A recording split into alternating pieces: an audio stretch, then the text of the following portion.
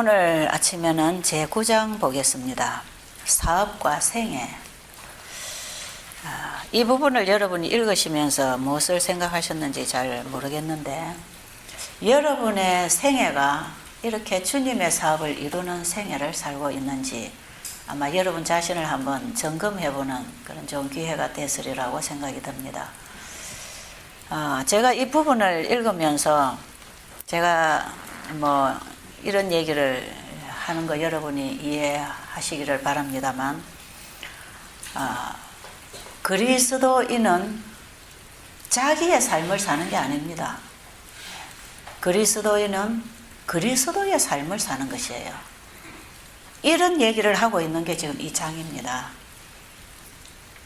내가 이렇게 할 수 있다 이런 게 아니고, 내 안에 그리스도가 오시면, 내 안에 그리스도가 영접되면 그리스도가 주시는 생명의 빛, 그것을 우리 이웃에게 나누고 발선하고 반영하고 사는 것이다, 이런 얘기죠. 제가 이 부분을 쭉 읽으면서 전 그동안에 이제 이런 마음으로 이 일을 해 나왔고, 이렇게 또 지금도 살고 있고, 제 삶 자체가 주님의 사업을 이루는 삶인데, 제가 이런 일을 하고 사람들에게 우리 그리스도인은 이렇게 사는 것입니다 할 때에, 저는 제가 받은 빛대로 제게 강하게 온 빛을 받고 제가 이제 순종하고 이렇게 일을 하는 것이고, 또 각자는 자기의 어떤 달란트나 자기의 영역에서 주어진 빛을 따라 또 이렇게 사는 것이에요. 그래서 우리가 이렇게 살아야 한다 하는 얘기를 할 때에, 그것은 행위신앙이다 이렇게 말하는 사람도 있고, 또 어떤 사람들은 최 집사는 특별한 은사를 받아서 그렇게 하는 것이고, 그건 아무나 하는 게 아니고, 그러니까 자기들은 그렇게 살아도 되고, 이건 어떤 특별한 사람이 이렇게 사는 것이다, 이렇게 그냥 취급을 해버리는 경우가 참 많더라 이 말이죠. 저는 제가 특별한 일을 하고 있다고 생각해 본 적이 한 번도 없습니다. 제가 특별한 은사를 받았다 그렇게 생각한 적도 별로. 물론 하나님께서 제게 주신 달란트가 있겠죠. 재능이 있습니다. 하나님은 각자에게 이 재능을 나누어 주셨다 그랬잖아요. 1달란트, 또 3달란트, 5달란트, 각자가 받은 달란트가 있거든요. 저는 제 자신을 볼 때에 나는 가장 작은 달란트를 받은 사람이라고 늘 생각합니다. 저는 정말 1달란트라고 성경이 하니까 1달란트지, 저는 아마 반달란트도 못 받은지 몰라요. 제가 제 자신을 볼 때는 정말 잘하는 게 없고, 할 수 있는 게 없고, 뭔가 줄 게 없고, 아는 게 없고, 저는 제 자신을 볼 때 그렇거든요. 그런데 제가 정말 그 예수님을 알게 되고, 정말 성경을 통해서 세상을 보고 성경을 통해서 나를 볼 때에, 정말 저에게는 빛이 왔지요. 빛이 와서, 제가 지난 시간에도 얘기했지만, 성경을 보면 세상이 보입니다. 성경을 보면 세상이 보이고, 하늘이 보이고, 영혼이 보이고, 영생이 다 보이는데, 특별히 성경 속에 예수님을 보면 내가 보이는 것입니다. 예수님을 보면 내가 보인다가 무슨 의미인지를 제가 그동안에 많이 얘기를 해서 아마 여러분이 깨달았으리라 생각이 드는데, 예수님이 인생을 입고 이 땅에 오신 것은 내가 되신 것입니다. 내가 되어 살아주시고 죽어주시려고 그분이 오신, 그 나는 죄인이다 이 말이야. 나는 죄의 본성을 가지고 태어나서 스스로는 죄로부터 절대로 헤어나올 수 없고 빠져나올 수 없는 상태에 있었기 때문에 우리 스스로 아무것도 할 수 없는 존재, 오직 주님을 붙잡고 주님이 주시는 힘을 받을 때에만 우리가 살아나고 일어나고 활동할 수 있는 그런 상태인 것처럼, 예수님은 자기 자신이 스스로 아무것도 할 수 없는 상태에 오셨는데, 그분이 오직 하나님을 붙잡고 하나님의 능력을 받고 하나님의 영광과 품성을 선포하면서 이웃에게 사랑을 보이시고 나타내시고 살아가신 그분이 걸어가신 그 길이 내가 걸어가야 할 길이고, 내가 붙잡아야 할 신앙이고, 내가 가져야 할 믿음이더라 이 말이죠. 그래서 우리가 성경에서 예수님을 보면 그 예수님에게서 내가 보입니다. 그래서 우리가 예수님께서 살아가신 그 삶은 자기를 부인하고 십자가를 지는 삶이었고, 우리가 그 예수님의 믿음을 따라서 자기를 부인하고 십자가를 지는 삶을 살 때에 그분이 하나님의 보좌 우편에 앉으시는 영광의 자리에 우리가 같이 참여하게 될 것이기 때문에 예수님의 모든 것은 바로 납니다. 그게 납니다. 그래서 이 성경을 깊이 들여다보면 예수님이 보이고 내가 보입니다. 그래서 그가 나타나심이 되면 나도 그와 같을 것이다 이 말이죠. 그래서 한 형제가 돼서 아버지의 자녀가 된다 그랬죠. 그게 납니다. 그러면 우리의 삶은 어떻게 살아져야 되는가? 예수님이 사신 것처럼 사는 것이죠. 그럼 어떻게 할 때 예수님처럼 살게 되는가? 내 안에 그리스도가 오시면. 그래서 이 사업과 생애라고 하는 이 장에서 얘기하고 있는 내용들은 그리스도인의 삶이 어떻게 이루어져야 하는가 하는 것을 얘기하고 있는 것이고, 이미 그리스도인의 삶을 살아가는 사람들은 자기 마음하고 자기 생각하고 자기가 사는 생애하고 똑같다 이 말이에요. 각각 자기가 할 수 있는 어떤 분량이 다를 뿐이지 그 정신과 목적에 있어서 똑같습니다.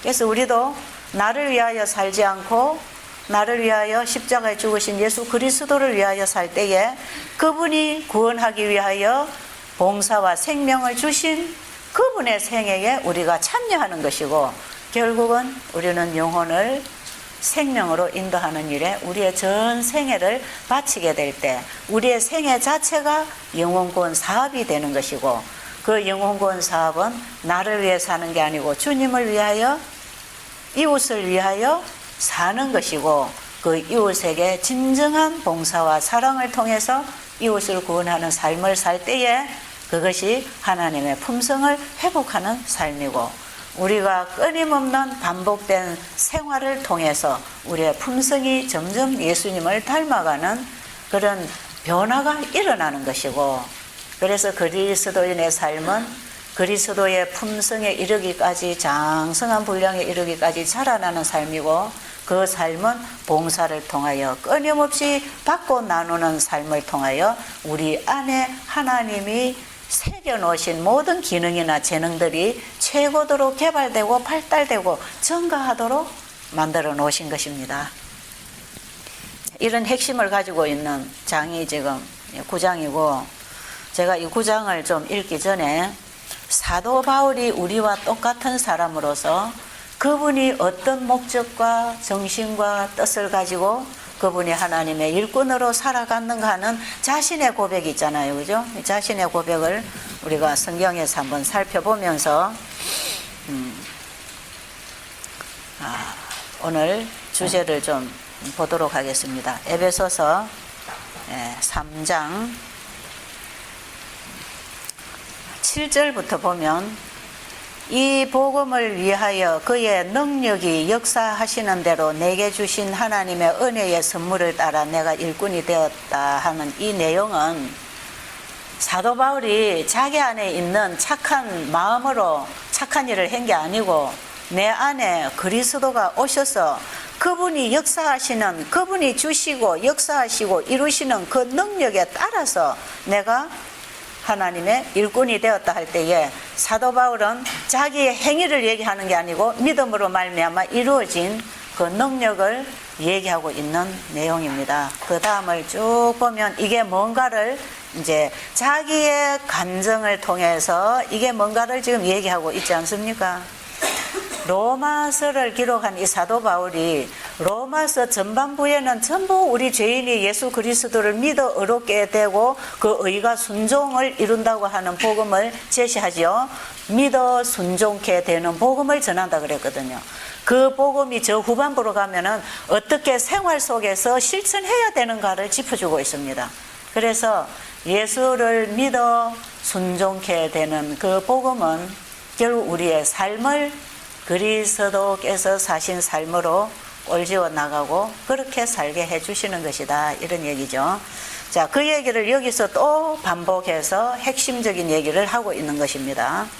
7절, 8절에 보면 모든 성도 중에 지극히 작은 자보다 더 작은 나에게 이 은혜를 주신 것은 청량할 수 없는 그리스도의 풍성함을 이방인에게 전하게 하시고 영원부터 만물을 창조하신 하나님 속에 감추어졌던 비밀의 경륜이 어떠한 것을 드러내게 하려 하심이라.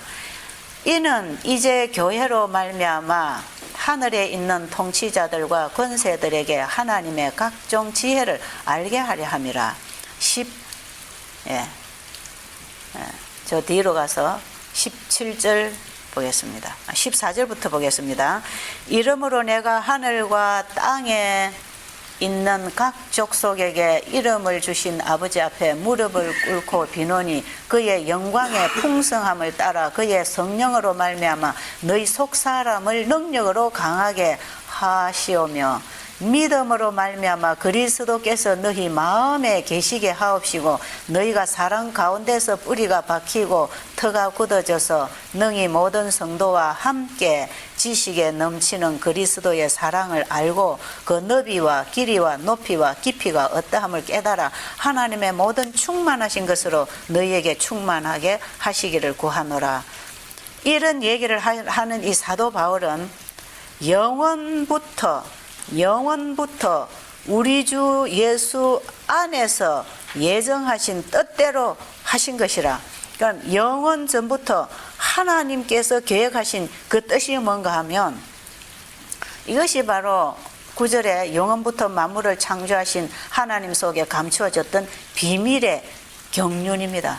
이 비밀은 골로새서 1장 26절로 보면 내 안에 그리스도가 계실 때에 하나님의 그 풍성함이 우리를 통하여 나타나서 이방인들을 구원하게 할 것이다. 이런 얘기를 풀어가고 있는 것입니다. 골로새 1장 25절부터 보면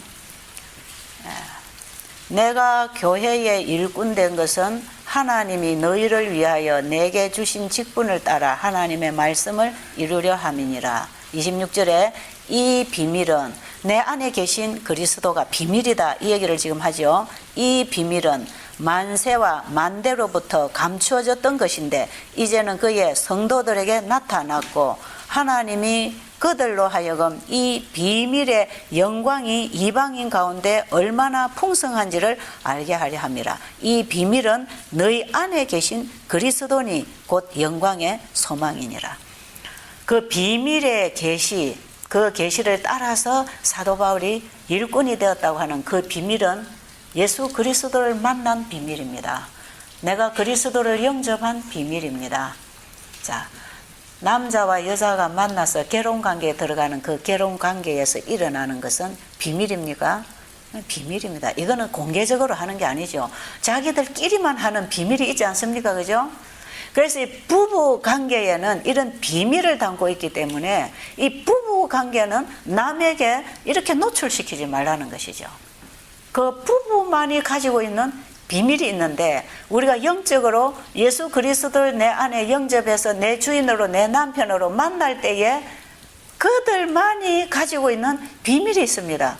그 속에서 경험한 그 비밀이 결국은 나중에 자녀가 나오고 가정을 이루고 대를 잇고 나가는 것처럼 우리의 삶 속에 그분의 풍성한 영광에 그분의 품성과 능력과 아름다움이 우리의 생애를 통해서 드러나는 것이다. 그래서 사도 바울은 바로 그분이 주시는 그 능력 안에서 내가 일꾼이 되었노라 하면서 하나님의 영광의 풍성함을 그가 전한다고 얘기를 하고 있는 것입니다.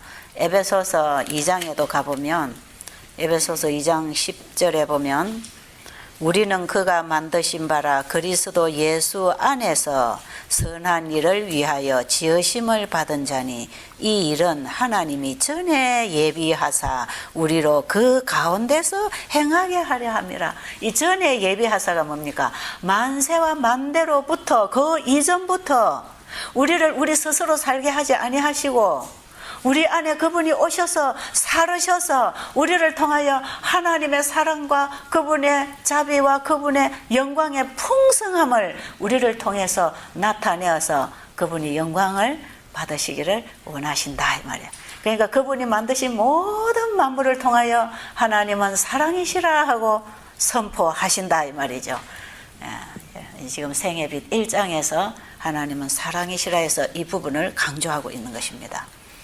그 사랑이 우리 안에서 어떻게 형성되면서 우리의 품성을 이루어서 그 사랑이 지배하는 그 하늘 영원한 세상에 가서 살 수 있는가 하는 것을 우리에게 가르쳐 주시고, 우리를 그렇게 만들어 주시기 위하여 예수 그리스도가 이 땅에 나타나셔서 그의 풍성함을 우리에게 주셔서 우리를 통하여 이루어 주시겠다, 이런 얘기가 성경 전체를 이루는 믿음으로 말미암는 의라고 하는 복음입니다.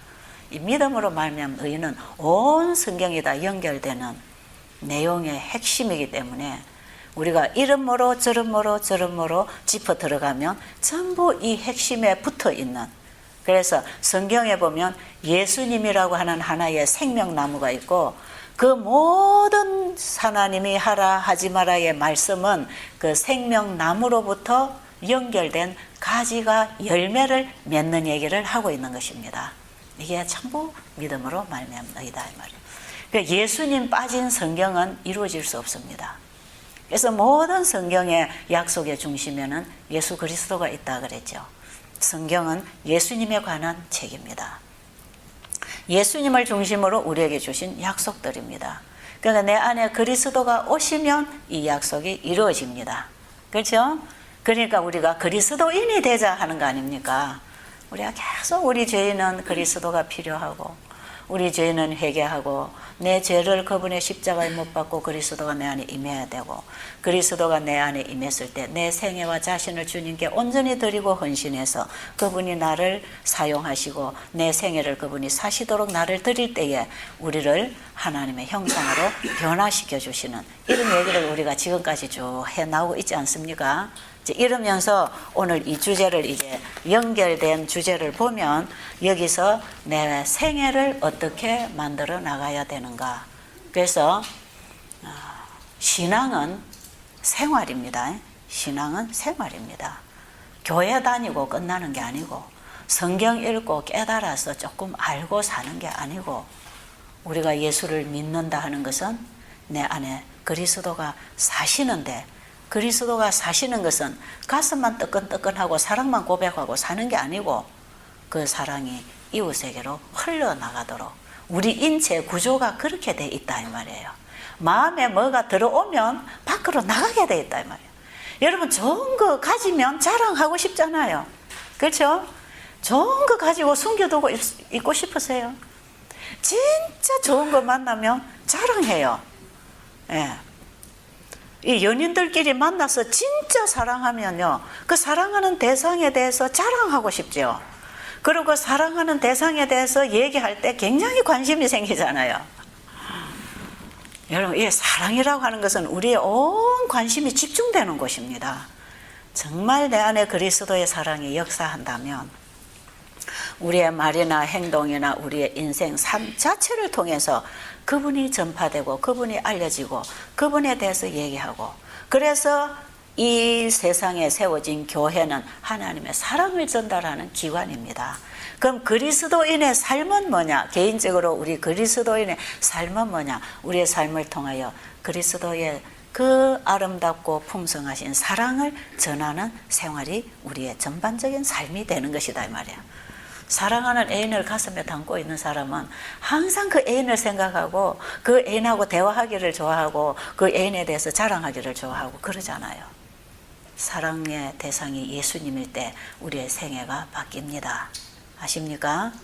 그럼 우리가 아직도 이렇게 자기 중심으로, 이기심으로, 세속적으로, 유욕적으로 예수님 부인하고 그냥 살아가는 것은 우리 안에 그 비밀의 경륜이 아직도 우리 안에서 역사가 일어나지 않고 있는 것입니다.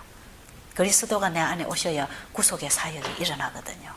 이 비밀을 가지고 살아야 합니다. 자, 그 비밀은 예수님의 사랑을 아는 비밀입니다. 부부의 비밀은 그의 사랑 아닙니까? 사랑. 그 사랑이 서로가 만나서 극치를 이루는 게 그 부부 생활입니다. 그게.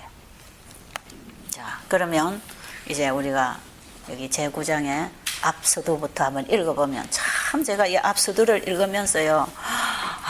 그럼 그렇지. 예, 이걸 우리에게 다 주셔서 반사하라고 하는 거구나.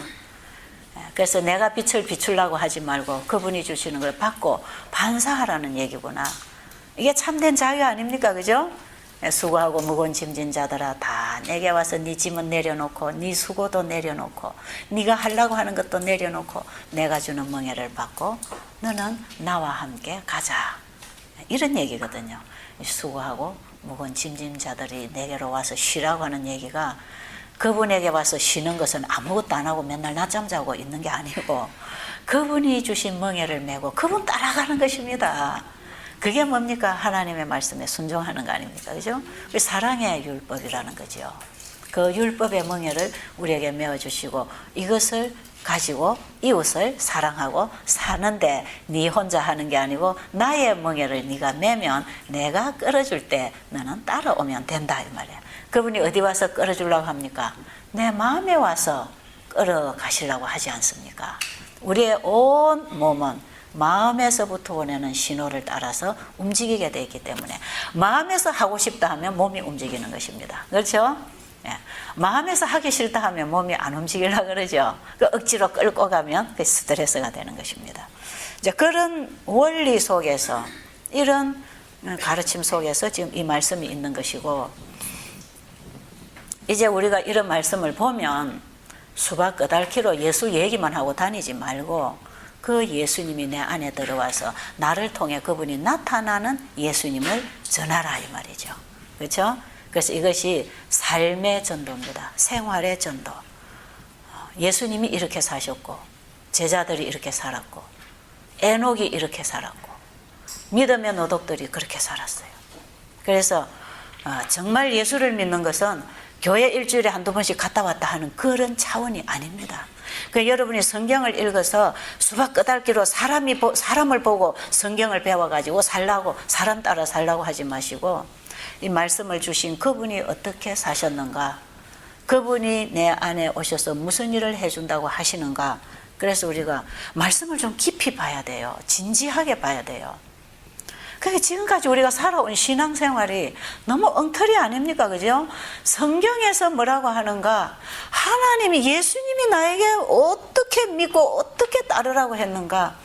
이런 걸 좀 보고 예수님을 따라가는 제자가 돼야 되는데 우리는 너무나 사람을 세워놓고 사람을 따라서 사람에게서 배운 그 수준에서 사람으로 살고 있다 이 말이에요.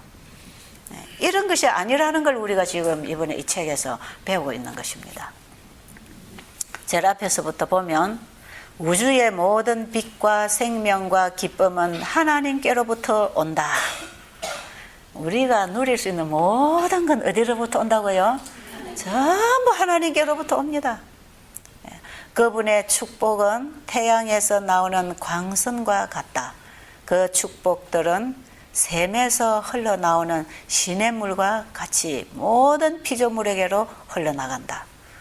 여러분, 태양에서 빛을 발하면 안 들어가는 곳이 있습니까? 차단만 안 시키면 어디든지 퍼져나가지 않습니까? 하나님께로부터는 기쁨과 평안과 사랑과 행복, 그걸 주는 그 모든 생명은 그리스도를 통해서 의의 태양이신 그분을 통해서 온 세상에 비춰지고 있는데 그것이 우리의 마음에 들어와서 우리를 통하여 반사하기를 원하신다 이 말이에요. 그런데 우리가 마음만 닫지 않으면 그분이 들어오시는 것입니다. 거절만 안 하면, 빛은 어디든지 차단만 안 시키면 어디든지 바늘구멍만한 곳도 파고 들어가는 게 빛입니다. 예수님은 우리의 마음에 들어오시기를 원하십니다. 동의하시겠습니까? 마음속에 하나님의 생명이 있는 곳은 어디에서나 그것이 사랑과 축복이 되어 다른 사람들에게 흘러갈 것이다. 반응한다는 얘기죠. 우리 구주의 기쁨은 타락한 자들을 향상시키고 구원하는 데 있었다. 그분은 당신 자신을 구원하고자 애쓰지 않고 자원하는 마음으로 십자가에서 치욕과 죽음을 당하셨다. 천사들 역시 우리의 행복을 위하여 활동한다. 그것이 그들의 기쁨이다. 이기적인 사람들은 가난한 자, 병든 자, 죄 많은 자들을 돕기 위하여 그들 자신을 낮추기를 원치 않는다.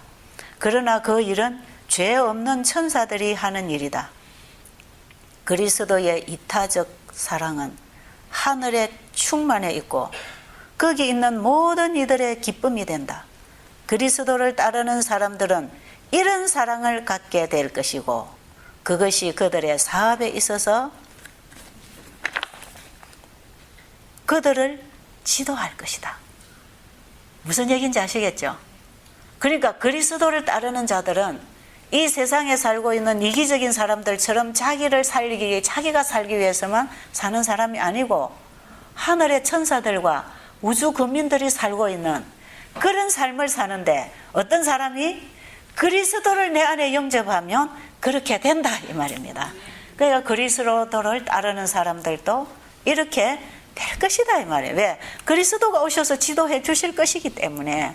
그러니까 우리가 착한 일을 하려고 노력하기보다는 그리스도를 내 안에 영접하면 그리스도가 해 주실 것이다. 그러니까 쉬워요, 어려워요?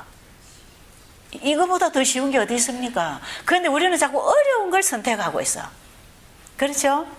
자꾸 어려운 걸 하려고 그래. 안 되는 걸 하려고 얼마나 발악을 하고 있습니까? 또 내가 이기심이 나왔네. 아이고 또 이기심이 나왔어. 또 내가 잘못해서 내가 착하게 해야 되는데, 내가 친절하게 해야 되는데, 내가 사람에게 예수님의 사랑을 드러내고 감동을 주고 감화를 끼쳐야 되는데, 아이고 내가 또 실수했네. 이렇게 하는 게 아니고, 이거 하려면 평생 실수하고 평생 안 되고 평생 좌절하고 평생 희망이 없어요.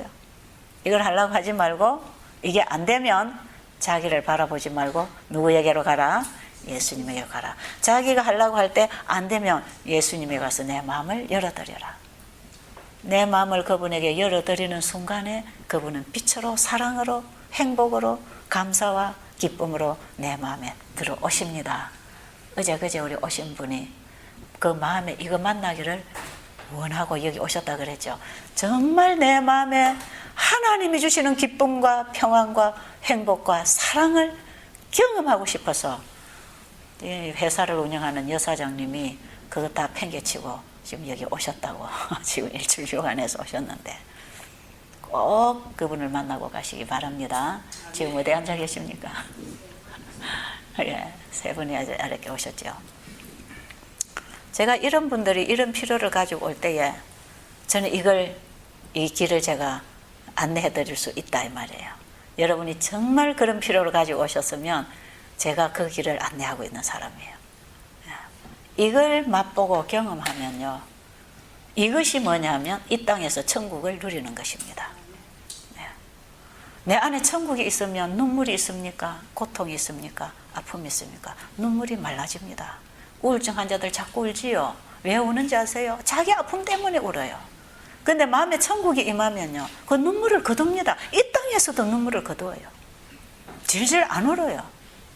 맨날 울고 사는 게 아니에요, 그리스도인들은. 맨날 질질 울고 나는 죄인입니다, 나는 안 됩니다, 나는 죽어야 됩니다, 그러고 맨날 질질 우는 게 아니에요. 우리가 십자가 앞에서 회개할 때 통회하는 심령으로 다 울어버리세요. 그냥 다 울어버리고 다 토해버리세요. 그리고는 주님이 내 안에 기쁨과 행복과 평안과 생명으로 임하시면 그 사랑을 받고 나누는, 반사하는 새로운 생애에 들어가는 것입니다. 이것이 그리스도인의 삶이에요. 울 이유가 없어요. 세상에서는 울 이유가 없어요. 어떤 눈물이 나느냐? 너무 감사하고 너무 기쁘고 너무 행복해서 그래서 웁니다. 이렇게 울면 이때에 우리 몸이 치료된다 이 말이에요. 요즘은 웃음 치료만, 엉터리 웃음 치료만 나온 게 아니라 엉터리 울음 치료도 나와 있다 하대요. 그렇습니까? 막 웃으면 치료된다 하더니 이제 또 울어야 치료된다 가지고 엉엉 울린다 그러네요. 참 희한한 걸 하고 있는데, 제가 지금 이 세상에서 하고 있는 걸 다 보니까요, 이게 진짜 사람에게 다 필요한 건데 진짜 답을 못 찾아가지고 가짜를 갖고 나와서 하는 척 하고 있는 거예요. 전부 다 그런 것입니다. 진짜가 있으면 가짜가 있습니까? 진짜가 있다는 것입니다. 진짜 울음이 있는 것이고, 진짜 웃음이 있는 것이고, 진짜 기쁨이 있고, 진짜 감사가 있는데 우리는 그 진짜를 못 만나고 자꾸 엉터리 가짜, 누구를 떠나서 예수님 떠난 기쁨, 예수님 떠난 눈물, 예수님 떠난 감사. 그건 뭡니까?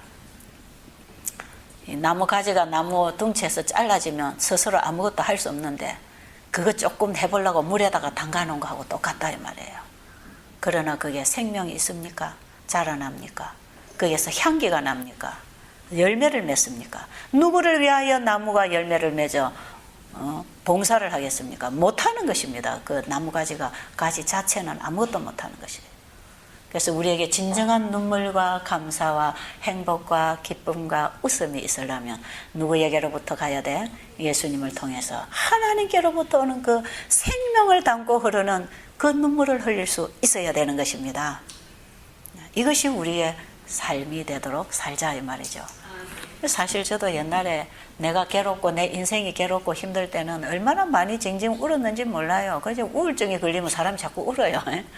마음에서부터 힘이 딱 빠져버리니까 자꾸 울어요. 참 저도 많이 울고 살았거든요. 제 눈에 눈물이 언젠가 말랐어요. 울 마음이 없어요. 울 마음이 전혀 없어요. 어려운 사람 있으면 어떻게 도와줄까를 생각하는 거지 같이 앉아서 우는 게 아닙니다. 그게 같이 앉아 울었다고 해결됩니까? 어떻게 이 사람을 도와줘서 이 사람 눈에 눈물을 말리게 해줄까? 이걸 찾고 있는 것이고 이걸 찾다가 보니까 그냥 예수님을 전하는 수밖에 없더라 이 말이죠. 그렇죠? 내 눈에 눈물을 씻기신 분이 그 사람의 눈물도 씻겨주실 거 아닙니까? 그러니까요, 이 땅에서 천국을 누리는 사람은 하늘에 가서만 눈물을 안 흘리는 게 아니고 눈물과 슬픔과 고통이 하늘에 가면 없어지는 게 아니고 이 땅에서도 우리 마음에서 이미 이걸 초월하고 사는 것입니다. 이 땅은 지옥이요. 아직도 사단의 세력이 유혹하고 우리를 죽이기 위하여 지금 우는 사자처럼 공격하고 있기 때문에 고통이 있는 건 사실입니다. 그러나 그것 때문에 좌절하고 울고 절망할 필요는 없는 것이죠. 우리의 마음은 항상 햇빛이 비치고 있지 않습니까? 그렇죠? 빛이신 그분이 내 안에서 빛을 주고 계시는 것입니다. 그래서 어둠을 자꾸 밀어내도록 빛을 보내는 것입니다. 그리스도인의 삶은 어려움, 고통이 없다 하는 게 아니고 그 어려운 고통이 올 때에 그것을 빛으로 몰아낼 수 있는 힘을 받는 것이다. 그래서 그리스도인은 능력, 하나님의 자녀가 되는 권세를 받고 사는 것이고 그래서 죄를 다스리고 죄인을 다스리고 사는 것이지 죄를 받아들여가지고 울고 사는 게 아니다 이 말이에요. 좋습니까? 이런 복음 필요합니까? 네. 이런 예수님이 우리에게 오셔서 우리의 생애를 살아주시겠다고 하는 게 그것이 바로 이 장에서 지금 다루고 있는 내용입니다. 우리 마음속에 있는 그리스도의 사랑의 부드러운 감화력은 숨겨질 수 없다. 우리가 만나는 모든 사람이 그 거룩한 힘을 느끼게 될 것이다. 우리 마음속에 있는 그리스도의 정신은 사막에 있는 샘물과 같다. 그것은 그 물을 마시는 모든 사람에게 새로운 생명을 주고자 흐른다. 모든 사막에 메마른 영혼들에게 하늘로부터 오는 생명수를 흘러보내기 위하여 그리스도인은 사는 것이다.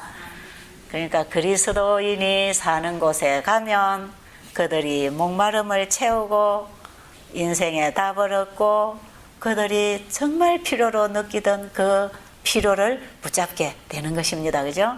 그래서 우리는 다 예수님을 중매하는 중매쟁이들입니다. 자, 그 다음에 지상에서의 구주의 생활은 안이한 것이 아니었다.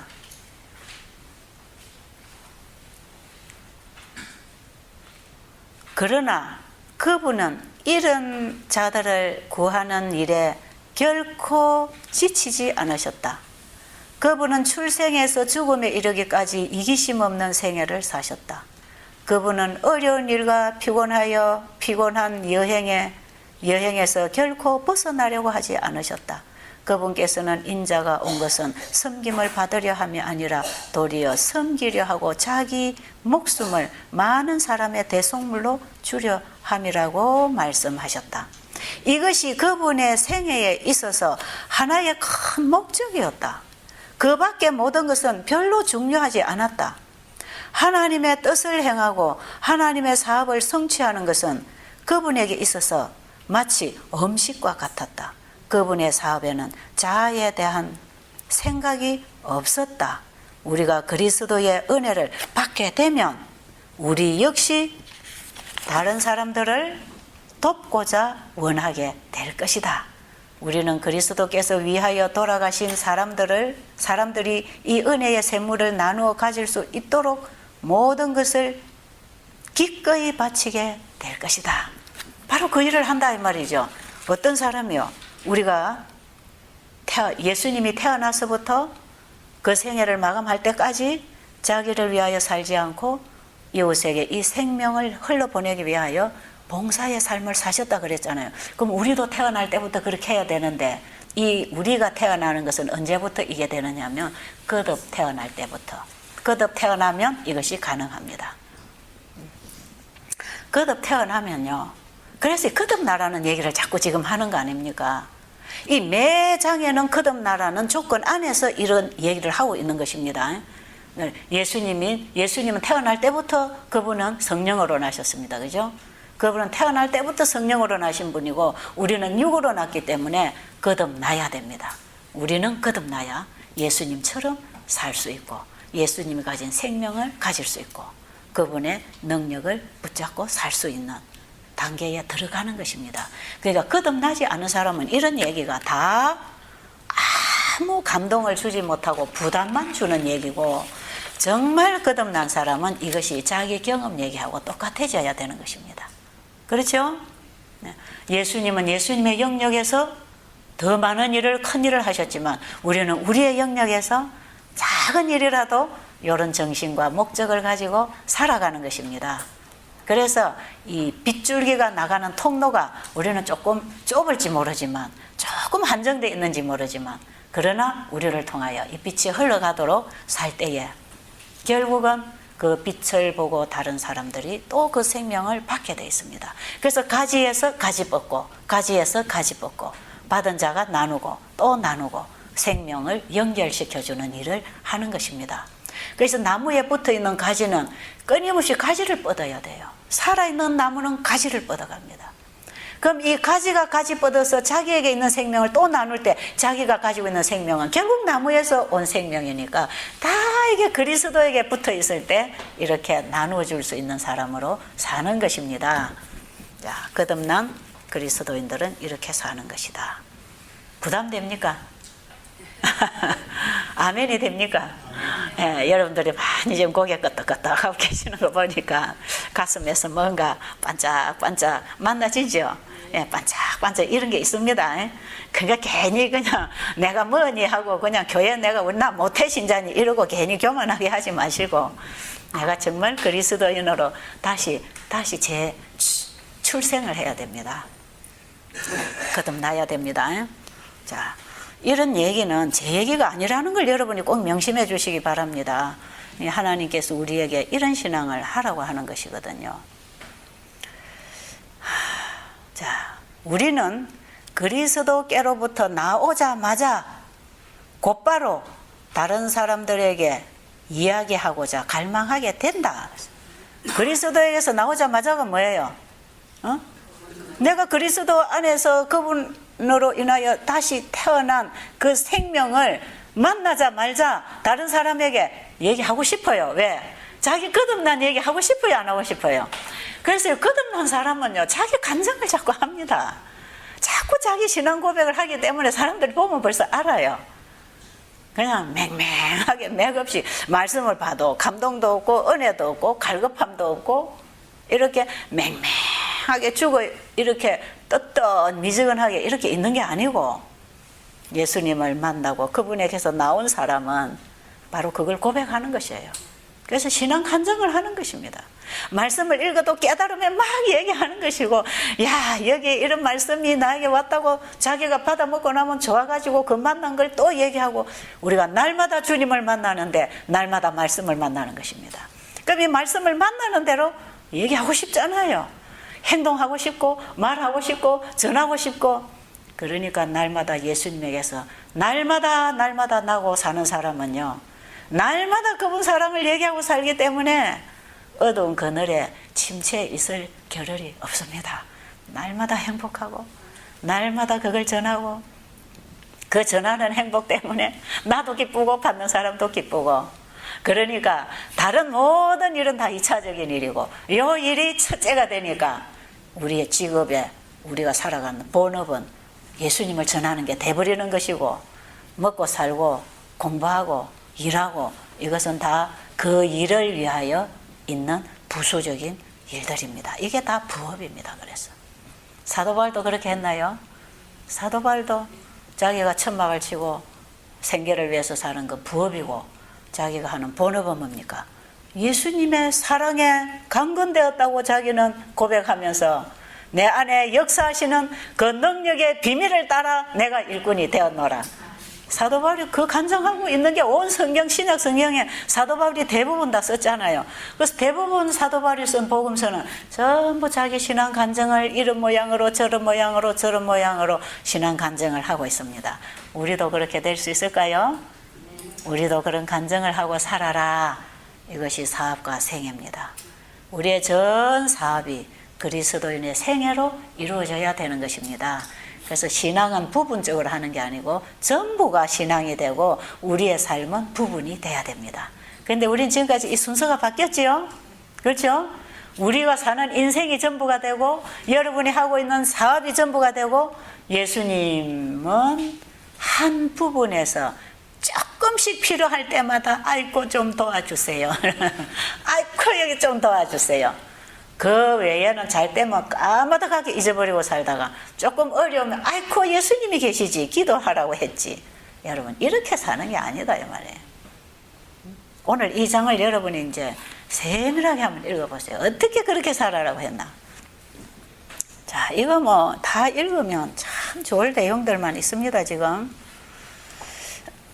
이렇게 살 때 이제 그리스도의 의의 옷을 입는 이제 하늘에 들어갈 의의 옷을 준비하는 생애가 이렇게 이루어진다는 걸 지금 얘기하고 있고 그 밑에 보면 예수께서 빌립을 당신의 제자 중 하나가 되도록 부르셨을 때 빌립은 달려가서 한 친구를 불러와서 예수님을 보라고 했다.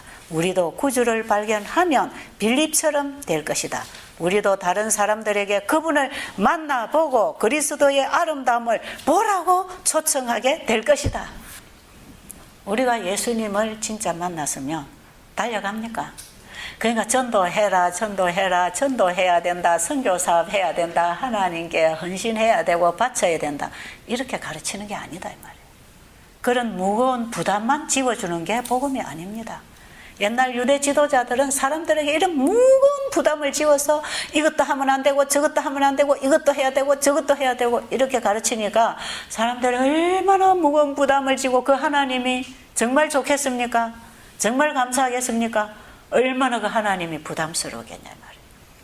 오늘날 우리의 강단에서 그런 하나님을 전하고 있는 건 아닌가. 이런 걸 좀 생각해 볼 필요가 있는 것입니다. 여러분 이것도 하십시오. 저것도 하십시오. 자, 전도하십시오. 봉사하십시오. 뭐 하십시오.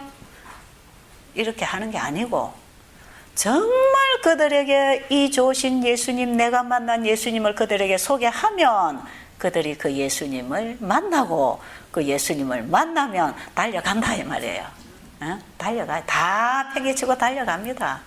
그때는요 자식도 안 보이고 돈도 안 보이고 남편도 아내도 안 보이고 누구만 보이는지 아세요?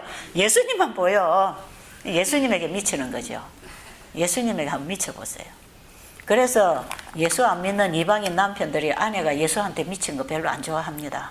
왜요? 자기 남편도 잊어버리고 예수만 미쳐서 쫓아다니니까 예수한테 진짜 미친 여자는 남편들이 절대로 안 좋아합니다. 그런데 적당히 해라 그래요. 적당히. 특별하게 그래 하지 말고 적당히 해라. 누구처럼? 자기처럼.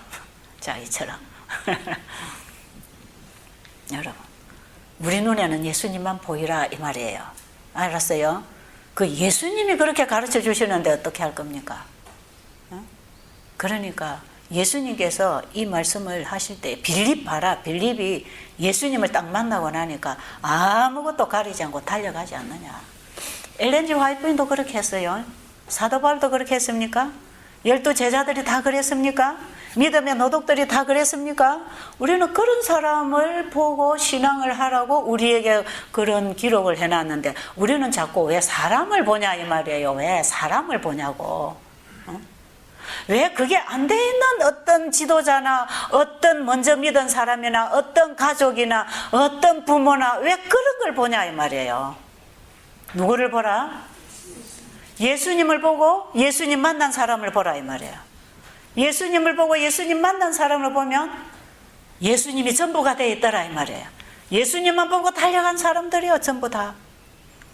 마지막 성도는 예수님처럼 사는 사람이요, 믿음의 노독들처럼 사는 사람이요, 그보다 더 강한 빛을 받았기 때문에 더 헌신하고 더 완벽하게 더 주님의 사람이 되어 있어야 됩니다. 마지막 성도들은 꼭 예수의 믿음과 예수의 그 예수님이 지킨 계명에 순종한 그 믿음을 우리가 가지고 예수님 따라가는 사람입니다.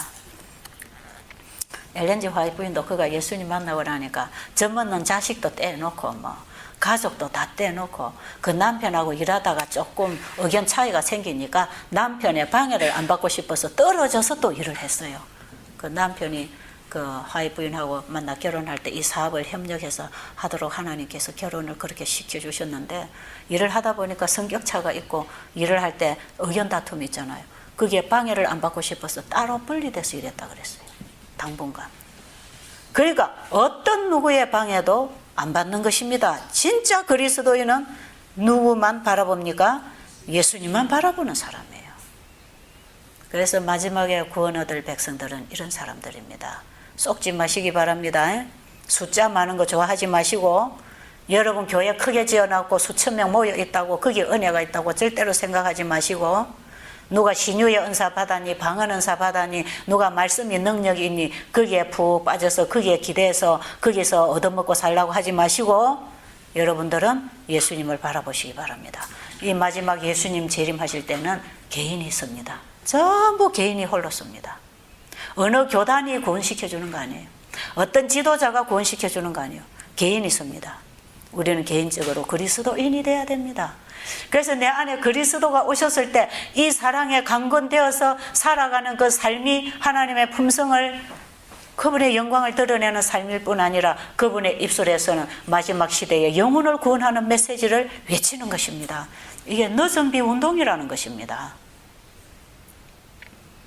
요한계시록의 18장 이 너정비 운동, 온 땅을 환하게 하나님의 영광의 빛으로 비추어서 그 품성을 통해서 사람들을 끌어서 마지막 기별을 외쳐서 짐승의 우상에게 경배하지 말고 짐승의 표를 받지 말고 하나님의 인을 받고 창조주를 경배하고 안식일 예배를 회복하고 창조주께로 돌아와서 구원을 받으라고 하는 이 마지막 셋째 천사의 기별을 전파하는 사람은 삶 속에서 하나님의 품성이 드러난 사람이요, 그리스도와 연결된 사람이요, 그리스도의 품성이 우리를 통하여 비쳐나간 사람이요, 오직 예수님을 최고로 바라보면서 그분을 따라가는 사람이요, 예수님만 바라보기 때문에 주변에 아무것도 안 보입니다. 그래서 더 중요한 게 없고 예수님이 최고로 중요한데, 예수님 안에서 자식도 있고 부부도 있고 가족도 있고 이웃도 있는 것입니다. 아십니까? 예수님이 전부가 돼야 됩니다. 예수님이 전부가 되지 아니하면 그리스도인이 아닙니다. 그런데 자꾸 다른 게 들어올라 그러죠. 이걸 쳐야 됩니다. 그래서요, 진짜 예수님 따라가는 길은 한 길밖에 없어요. 한 길밖에. 우리 시야에서 예수님 놓치면 절대로 안 됩니다. 이건 절대로 제 얘기가 아니라는 걸 아시고, 저도 지금 이 말씀에서 제 자신을 굴복하고 저도 지금 배우는 마음으로 이 말씀을 여러분에게 전하고 있는 것입니다. 제가 이런 경험을 하고 나오지만 얼마나 제가 연약하고 부족해서 또 넘어지고 사람을 바라보고 또 실족하고 제가 고통을 당하고 이런 경우가 저도 간간히 있기 때문에 제가 오늘 이런 말씀을 보면서 제 신앙을 다시 더 확인하고 재점검하는 그런 은혜가 제게 있습니다. 다른 사람들에게 축복이 되고자 할 때에 큰 축복이 우리에게 올 것이다. 하나님은 우리의 유익을 위하여 우리로 당신의 구속의 경륜을 위한 활동에 동참하기를 원하신다. 누구를 위해서요? 나를 위해서. 그럼 이렇게 내가 누군가를 위하여 살아가는 이것이 나에게 손해가 될 것인가? 결코 아닙니다. 이것은 나를 하늘에 들어갈 품성을 준비시키기 위하여 우리에게 나를 위하여 살지 말고 이웃을 사랑하고 오직 이웃에게 생명의 주를 전하는데 우리의 모든 소유를 다 사용하고 쓰는 그런 인생을 살아라 이 말입니다. 네가 가진 것 가난한 자에게 주고 나를 따르라고 하는 그 말씀은 오직 나를 전하고 나를 높이고 나를 다른 사람에게 생명으로 전달하는 그 일에 네 모든 소유를 활용해라 이런 뜻입니다. 그게 주님께 드리라는 것이고 주님께 드리라는 것을 가난한 자에게 주라는 것이고 그래서 가난한 자, 어제 제가 가난한 자가 뭔지 얘기했죠. 하늘의 영원한 부를 잃어버리고 하늘의 생명의 양식을 잃어버리고 하늘에서 온 그 생명의 떡을 먹지 못해서 배고프고 가난하고 병들고 죽어가는 이 지구에 살고 있는 이 영혼들을 구원하는 일에 네 소유를 사용해라 이 말입니다. 그게 가난한 자에게 주고 나를 따르라는 얘기입니다. 여러분 괜히 저 그러지들한테 퍼다가 다 낭비해버리지 말고 이 세상에 살고 있는 그러지가 얼마나 많습니까? 생명의 양식이 없어 굶주리고 살고 있는 그러지들이 이 세상에 다 널려있지 않습니까?